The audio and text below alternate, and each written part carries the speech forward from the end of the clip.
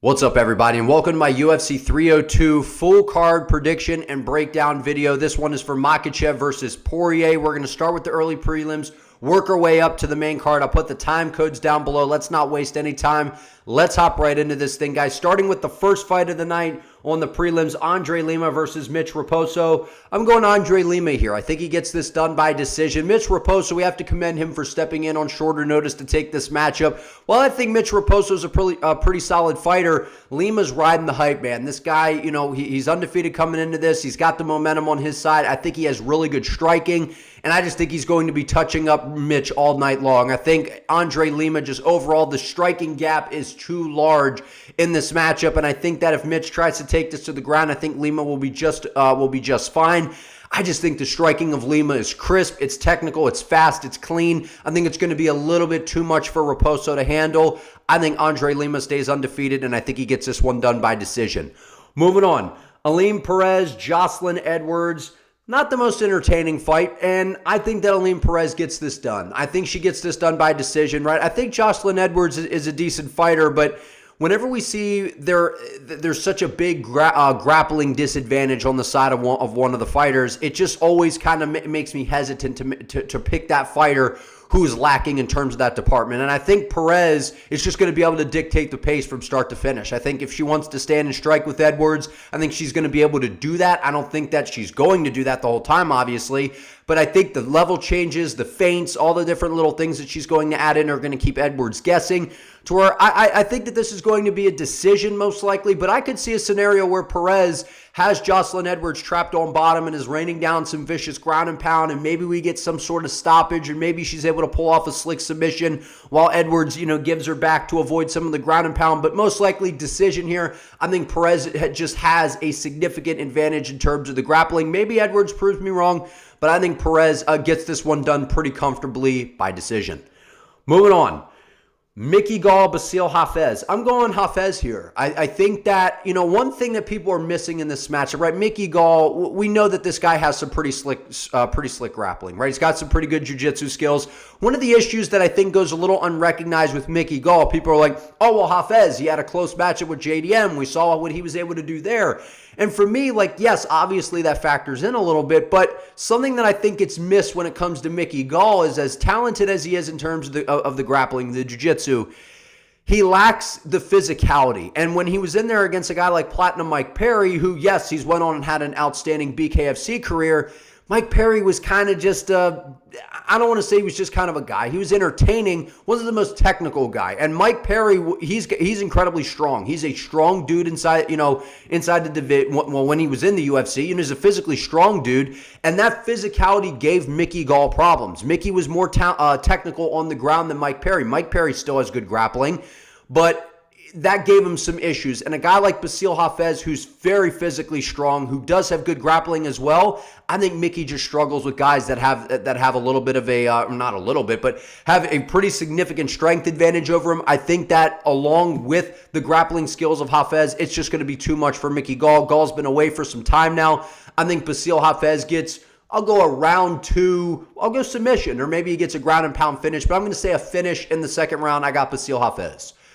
Moving on, Niko Price, Alex Morono. I got Alex Morono all day long in this matchup. I don't know how we could pick Niko Price, no offense to him, coming into this matchup, right? I mean, Niko Price, it just seems like it's just been one thing after another over the past few fights. It seems like we're almost at the end for the hybrid here, and I like Niko Price. I think he's a good fighter.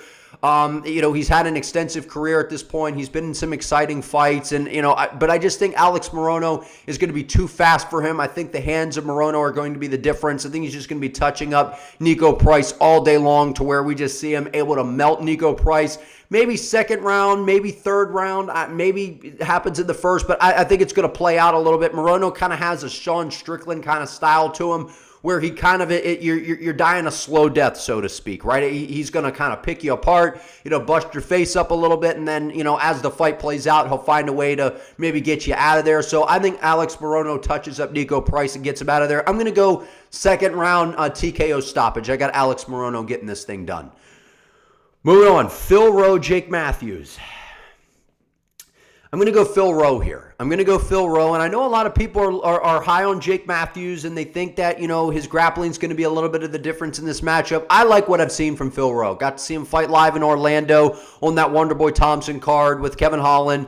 I like Phil Rowe's striking. I think his striking is clean. I think it's fast. I think he's very technical. I think that his defensive grappling will hold up in this matchup, although I do think that if Matthews turns this into just a straight grappling match, I can see why people are picking Matthews, and I can see Rowe in quite a bit of trouble. But I think the speed and technicalities on the feet of Phil Rowe and the footwork might give Jake Matthews some issues, and I'm trusting Phil Rowe here. I like his style. I think he's a fun personality as well. I like watching Rowe fight.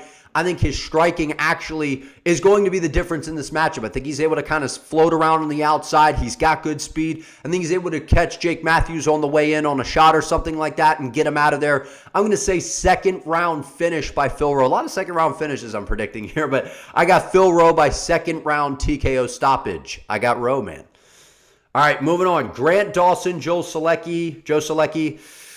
Kind of just a good old grapplers match here. And if you're like, hey man, it's too high level, no, not high. Well, I think Dawson is the better grappler here. And if we're talking about high level grappling, I think Grant Dawson's getting up there.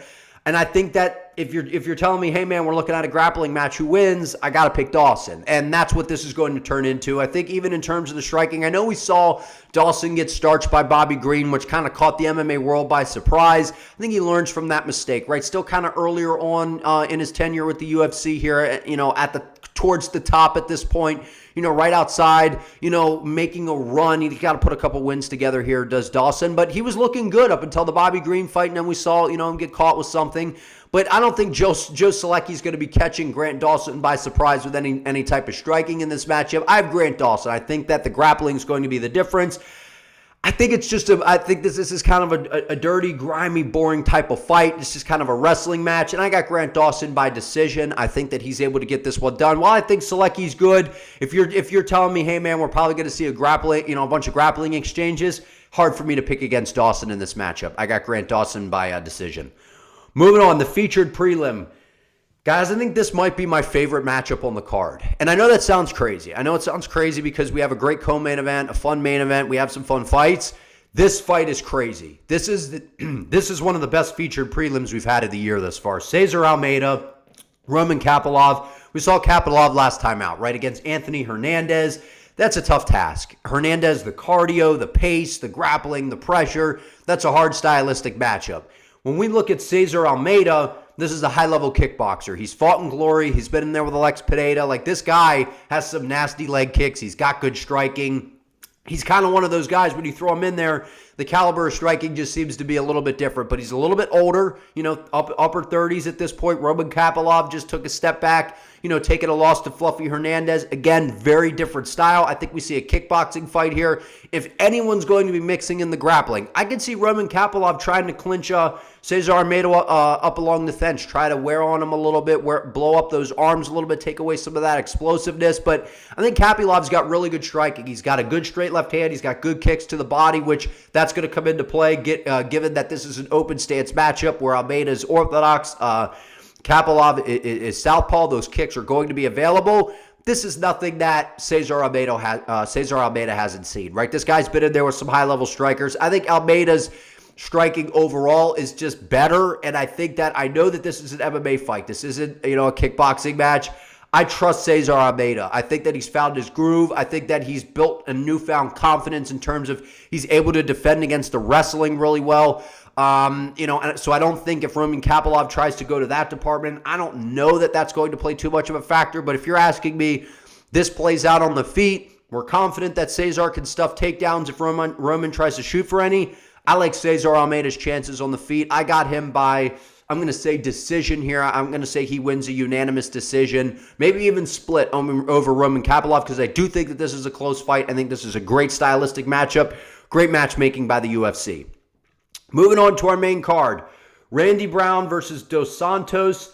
I got Randy Brown, and Santos' fight is tough. So I don't think we're going to see Santos get put out. But one thing about Randy Brown, I even tweeted this a while ago, when Brown is on, when he's locked in, when he's focused, He's one of the most dangerous strikers in the welterweight division. I know it sounds crazy, but it's true, man. The guy's got good speed. He's rangy. He's tall. He's fast. He's got a sniper right hand that he likes to throw. He's got some good front kicks up the middle. I think that he's able to kind of play the distance game. I think he's able to pick apart Dos Santos here. I see him putting a pretty brutal beating on Dos Santos in this matchup. I see him landing a lot of good straight shots, being able to kind of put him on his heels and just add up the damage to where we see a battered Santos as the fight plays out. But I'm going to go Brown by decision here. I think that he's able to put a lot of points on the board and just really able to pick Dos Santos apart, to where we see a brutally battered Santos when the judges' scorecards are being read, to where it's a unanimous decision for Randy Brown. I just think his striking is a little bit more clean, a little bit more technical, and I think that they're at different points in their career, where I think that Randy Brown is kind of really finding that groove at this point. He's fast, he's sharp. I like Randy Brown in this matchup. Moving on, Jailton Almeida, Alexander Romanov. So I know a guy, right, who helps out at one of the gyms, helps out at the gym that Alexander Romanov is coaching at and training at right now. And so it's hard for me to pick against guys that, I guess, have a little bit of an attachment to. My issue with Romanov in this matchup, with heavyweights, we're talking about guys that have great power, where it's got, one shot and it seems to be it. The problem for me with Romanov in this fight is Jailton Almeida is a little bit of a different cat in terms of the heavyweight division. While he doesn't have the most exciting matchup or most exciting fighting style, he's one of my least favorite fighters in the UFC is Almeida. Hard for me to pick against him in this fight because, yes, he's coming off a rather quick turnaround where he lost to Curtis Blades, where up until that point, I picked Blades to TKO Almeida. I didn't think it was going to go the way it did. I thought that Blades was going to be able to stuff the takedowns. And I would like to think if Almeida is taking down Curtis Blades, he's going to have no issue taking down Romanov. Now, obviously, early on in the matchup, Almeida's going to have to worry about the hands and the power of Romanov. The problem for me is the cardio, right? Romanov is a big guy. Obviously, he's a heavyweight. The cardio, to me, is going to be the issue. And I think Almeida, he's very nimble. He's very fast. He's athletic. He is coming off a quick turnaround, right? He just fought at UFC 299. We're at 302 here. So this is a rather quick turnaround. It wasn't a brutal knockout per se, a brutal finish, right? He got some hammer fists and to the side of the head, some things like that. So I don't think it's the most brutal and devastating way to go out. So I don't look at that to be too much of a factor in this matchup. I just think that the cardio, the pressure, the pace that Almeida is going to fight at, he's not going to give Romanov that space that he needs to operate. I think he's going to smother him, take him down, wear on him. I don't think, maybe we see a submission, we see a tired Romanov and he gets submitted, but I'm going to go unanimous decision win by Jailton Almeida. I think that this is a very boring fight, maybe the most boring fight on the card. I can't stand Jailton Almeida's fighting style. His coach is in the corner, keep doing what you're doing, and the guy's holding people, not even landing a single ground and pound strike from the top. So just not my cup of tea. But either way, I think Almeida gets the job done by unanimous decision. Moving on, Kevin Holland versus, I can never pronounce his name correctly, from Poland. I got Kevin Holland. As good as I think Mikhail is, I think that Kevin Holland's in a position now where he needs a win. And whenever we've seen Kevin Holland in that position where it's like, okay, he's had some fun, he's messed around, he's had some of these fun matchups, we see him bounce back and put on a good performance. And I think that this is one of those times, right? Kevin Holland's moving back up to middleweight. That's something to note heading into this fight. He had a lot of success at middleweight. You could argue that he had more success at middleweight than welterweight, right? He had some moments at welterweight, but his crazy, fighting every month, 5-6 fight win streak in a row, that was all at middleweight. And Kevin Holland has a sniper right hand. He's a long-rangey guy, even at middleweight. And I think he's going to cause some problems. I think his speed, the way he's going to be able to slide in and out of range, at times he gets a little, maybe he should lean on the grappling a little bit. And I think if Kevin Holland mixes it up, he relies on, his good straight shots down the middle, that good right hand that he has, mixes in a little grappling here and there if he needs to. I think Kevin Holland gets this done. I'm going to go decision win by Kevin Holland. I think he gets a unanimous decision in this matchup. I like Kevin Holland in this fight. Moving on, co-main event, middleweight tilt between Sean Strickland, Paulo Costa. I really want Paulo Costa to win this fight. It's nothing against Sean Strickland. I just like Costa. I think he's fun. I like his style. I've been watching him really ever since he bursted onto the scene in the UFC. Obviously the way the guy's built, his ferocious mentality, the way he pushes forward, I think he's exciting. But I've made a video before saying I think Sean Strickland beats Paulo Costa with a jab and a front kick. And this fight, this is a special 5-round co-main event. And I would like to think that that had something to do with Sean Strickland asking for that, right? Sean Strickland, he's not going to get tired. He's not going to get tired. And as aggressive as Paulo Costa is, and as great as he looked against Robert Whittaker in his last time out, I think that was one of the best versions of Costa that we've seen. He looked fast. He looked nimble. He looked explosive. It wasn't enough to beat Robert Whittaker. And I think that Sean Strickland could possibly beat a guy like Robert Whittaker. We don't know. We haven't seen the fight. But I think that that wasn't a vintage Robert Whittaker, right? That was a Robert Whittaker that, yes, he's still very good, but that wasn't a world-class performance by Robert Whittaker. He didn't look maybe as good as he has in other matchups. Could you say that maybe that's because of Costa? Sure, you could make that argument, but we're not here to argue that in this video here. I'm going Sean Strickland. I think Sean Strickland wins this by decision. I think that he's able to win unanimously. I think that he's just able to, I think the jab's going to be the difference. I think Costa's going to be aggressive in the beginning. He's got some dangerous kicks that Strickland's going to have to be on alert for because we have seen Strickland get caught with some head kicks in the past.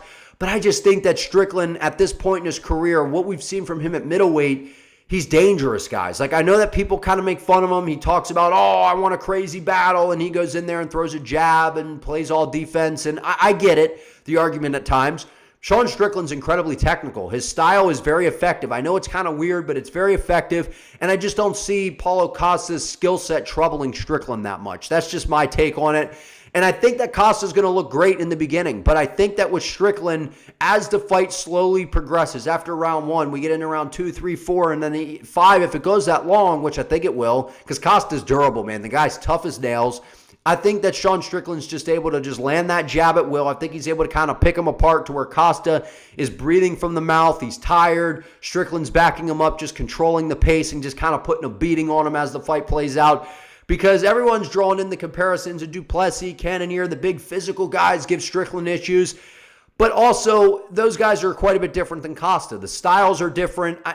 We haven't seen the same Costa that has fought Romero. While he looked good against Whittaker, it's still not the same style. He's a little more nimble, willing to accept being on the back foot, just doesn't come crashing forward as much as he used to in the past.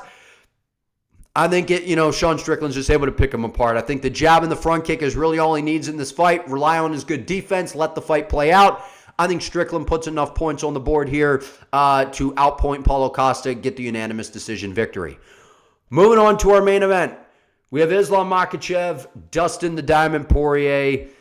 Going Islam Makhachev here. I'm going Makhachev here. I think we see a submission. I don't know if it's second or third round. That's my prediction, but it pains me, man, because I like Dustin Poirier a lot. I like his journey. The Fightville documentaries, the whole nine. I like, just everything about Dustin. The mindset, paid in full. The guy's cut his teeth inside the UFC. He's fought, a bajillion times inside MMA. He's just a guy that's worked for it all, man. He's been in some crazy matchups. Every time we see him fight, he puts on, usually a hell of a show. I just think that with Islam Makhachev, right, I know Khabib. Everyone wants to compare Makhachev to Khabib. To me, they're different.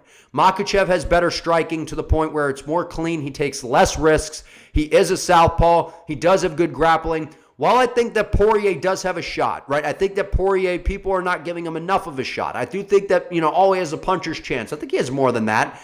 If he could stay relatively safe on the ground, keep the fight on the feet, move forward, get Islam backing up, let some of the boxing combinations go, beat up the lead leg with a calf kick, I can see Poirier having some success. The problem is Makhachev doesn't take any risks, right? And I even, in one of my videos, when this fight was announced, I said, well, Makhachev was knocked out by a southpaw. That's basically his only loss, was getting KO'd by a southpaw. The problem is, ever since that fight, we just haven't seen the same Makhachev, and the point that he doesn't take risks. He stays very defensively safe. He's very responsible. Everything comes from where it's supposed to. Good straight shots down the middle. He's got a good high kick that I don't know how much of a factor that's going to play in, given this is southpaw versus southpaw. But we've seen Poirier struggle with these guys in terms with the grappling. Even Saint-Denis, man, was having a lot of success in the first round. I picked Poirier to upset Saint-Denis in that fight. The problem for me is whenever you add that grappling element in, high-level grappling, not just grappler, high-level grappling, because Poirier does have underrated grappling. People don't give him enough credit. He does have good jiu-jitsu. He loves to jump the ghillie, which I think is going to be a huge problem for him in this fight, because if you do that, you're essentially accepting bottom position. To now you have Makhachev on top of you, where he's gonna try to triangle the legs. You're gonna try to work back to your feet. Then you give up your back. So some different things there, to where I think Makhachev, ultimately, Khabib's going to be in Makhachev's corner for this fight.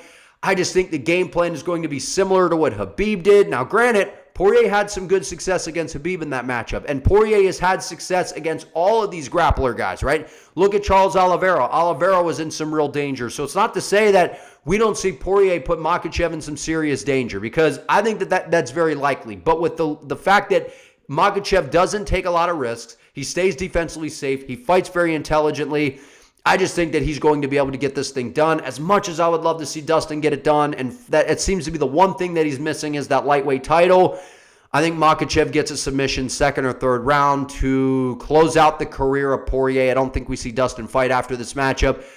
Those are my predictions, guys. I want to hear from you all down in the comments. Like this video. Comment your thoughts below. Do you agree with my picks? Let me know who you guys are riding with for UFC 302. Subscribe to the channel. Help your boy out. I would appreciate it.